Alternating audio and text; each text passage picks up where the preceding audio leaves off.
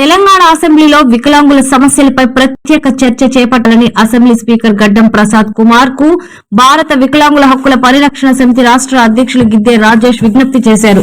ప్రస్తుతం జరుగుతున్న తెలంగాణ అసెంబ్లీ సమావేశంలో తెలంగాణ రాష్ట్ర వ్యాప్తంగా వికలాంగులు ఎదుర్కొంటున్న పలు సమస్యలపై 2-3 రోజుల పాటు తెలంగాణ అసెంబ్లీలో ప్రత్యేక చర్చ చేపట్టాలని అసెంబ్లీ స్పీకర్ గడ్డం ప్రసాద్ కుమార్ కు విజ్ఞప్తి చేసినట్లు భారత వికలాంగుల హక్కుల పరిరక్షణ సమితి రాష్ట్ర అధ్యక్షులు గిద్దే రాజేష్ తెలిపారు. మంగళవారం సూర్యాపేట జిల్లా మోతి మండలం నామవరం గ్రామంలో ఏర్పాటు చేసిన సంఘం మండల ముఖ్య కార్యకర్తల సమావేశానికి ముఖ్య అతిథిగా హాజరైన భారత వికలాంగుల హక్కుల పరిరక్షణ సమితి రాష్ట్ర అధ్యక్షులు గిద్దే రాజేష్ సమావేశాన్ని ఉద్దేశించి మాట్లాడారు.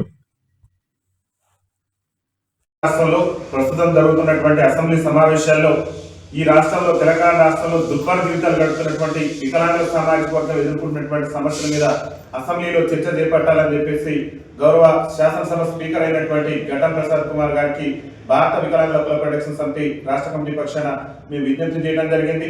ముఖ్యంగా తెలంగాణ రాష్ట్రం ఏర్పడి 12 సంవత్సరాలు పూర్తిగా వస్తుంది. ఈ 12 ఏళ్లలో కనీసం 10 నిమిషాలు కూడా మా సమస్యల మీద అసెంబ్లీలో చర్చ జరగకపోవడం అనేది చాలా దురదృష్టకరమైనటువంటి అంశం. తెలంగాణ రాష్ట్ర సాధన ఉద్యమంలో మా వైకల్యాన్ని సైతం కూడా లెక్క చేయకుండా తెలంగాణ రాష్ట్రం వస్తే మా భక్తులు బాగుపడితే మాకు కూడా ఉపాధి అవకాశాలు వస్తాయని చెప్పేసి ఆనాడు వైకల్యాన్ని సైతం కూడా లెక్క చేయకుండా ఇవాళ వికలాంగుల సమాజం తెలంగాణ రాష్ట్ర ఉద్యమంలో క్రియాశీలకమైనటువంటి పాత్ర పోషించినప్పటికీ కూడా తెలంగాణ రాష్ట్ర అసెంబ్లీలో నేటికి కూడా కనీసం 10 నిమిషాలు కూడా చర్చ జరగకపోవడం అంటే వికలాంగుల సమాజం పట్ల రాజకీయ పార్టీలు ప్రదర్శిస్తున్నటువంటి విమర్శకు ఒక నిదర్శనం అని చెప్పేసి గౌరవ అసెంబ్లీ స్పీకర్ గారికి మేము విజ్ఞప్తి చేస్తున్నాం.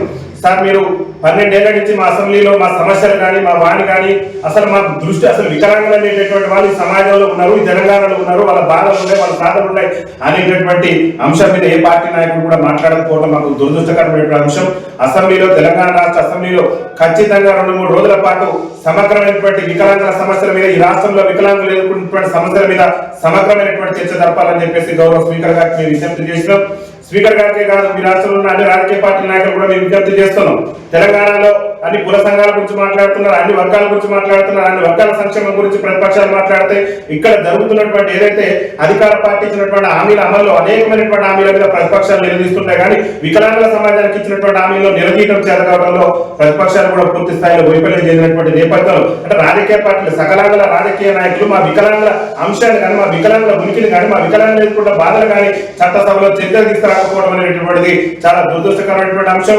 ముఖ్యంగా చట్టసభలలో మాకు ప్రాతినిధ్యం లేకపోవడం, వికలాంగులకు చట్టసభలలో రాజకీయ రిజర్వేషన్ లేకపోవడం వల్ల ఇవాళ మా ఓట్లతో గద్దెనెక్కినటువంటి సకలాంగుల ఎమ్మెల్యేలు చట్టసభలలో మా సమస్యల గురించి మాట్లాడట్లేదు. కాబట్టి గౌరవ స్పీకర్ గారికి మేము విజ్ఞప్తి చేసింది ఒకటే, దయచేసి అసెంబ్లీలో 2-3 రోజుల పాటు ఖచ్చితంగా వికలాంగుల సమస్యల మీద చర్చ జరపాల్సిందే. వికలాంగుల సమస్యల పరిష్కారాన్ని కూడా ఈ రాష్ట్ర ప్రభుత్వం కృషి చేయాల్సిందే. ప్రశ్నించవలసినటువంటి ప్రతిపక్ష పార్టీలు కాంగ్రెస్ పార్టీ వాళ్ళ మేనిఫెస్టోలో పేర్కొన్నారు. కాంగ్రెస్ పార్టీ అధికారంలోకి రాకముందు తెలంగాణ రాష్ట్రంలో ఎన్నికల మేనిఫెస్టోలో పెట్టారు, మేము అధికారంలోకి వస్తే వికలాంగుల పెన్షన్ 60,000 రూపాయలు చేస్తున్నారు, రాష్ట్రంలో వికలాంగుల అట్రాసిటీ చట్టాన్ని అమలు చేస్తున్నారు, రాష్ట్రంలో వికలాంగులకు ఉచిత ప్రయాణ సౌకర్యం కల్పిస్తున్నారు, రాష్ట్రంలో వికలాంగుల సంక్షేమ శాఖను ప్రత్యేక శాఖగా కొనసాగిస్తామని చెప్పారు. అనేకమైనటువంటి హామీలు ముందు పెట్టి హామీలు ఇచ్చినటువంటి రాష్ట్ర ముఖ్యమంత్రి గారు ఒక్క హామీ కూడా వికలాంగుల సమాజానికి ఇచ్చినటువంటి ఒక్క హామీని కూడా నెరవేర్చకుండా ఇవాళ 2 సంవత్సరాల పరిపాలన పూర్తి చేస్తే మరి ప్రశ్నించవలసినటువంటి బీఆర్ఎస్ పార్టీ ప్రధాన ప్రతిపక్ష పార్టీ ఈ రాష్ట్రంలో ఉన్నది. మరి ఏ రోజు కూడా కనీసం చర్చకు కూడా మీరు ఒక స్పీకర్ ఒక నోటీస్ కూడా ఇవ్వనటువంటి పరిస్థితి రాష్ట్రంలో ఉన్నది.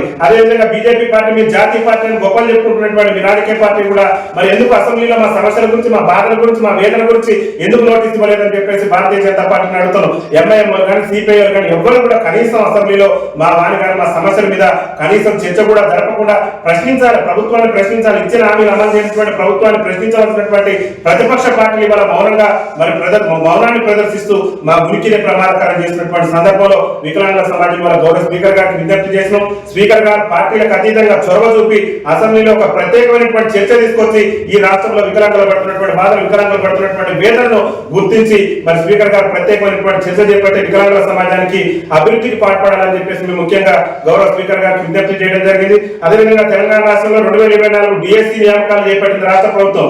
ఇలా చెప్తున్నది కేంద్ర ప్రభుత్వం ఉన్నత విద్యాశాఖ కూడా చెప్తున్నది. ఏం చెప్తున్నది అంటే అనేక చట్టాలు కూడా చెప్తున్నాయి.